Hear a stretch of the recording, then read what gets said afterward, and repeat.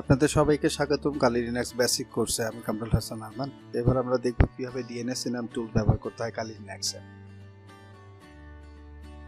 Dnsenum টুল information gathering কাজে ব্যবহার করা হয়।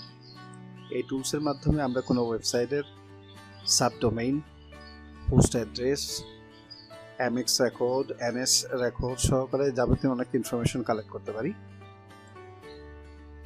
এবার আসুন আমরা দেখি কিভাবে এই টুলস আমরা ব্যবহার করতে পারি। সিম্পল ওয়েতে শুধু সাবডোমেন এনুমারেশন আমরা দেখব কিভাবে একটা ওয়েবসাইটের সাবডোমেন আমরা বের করতে পারি।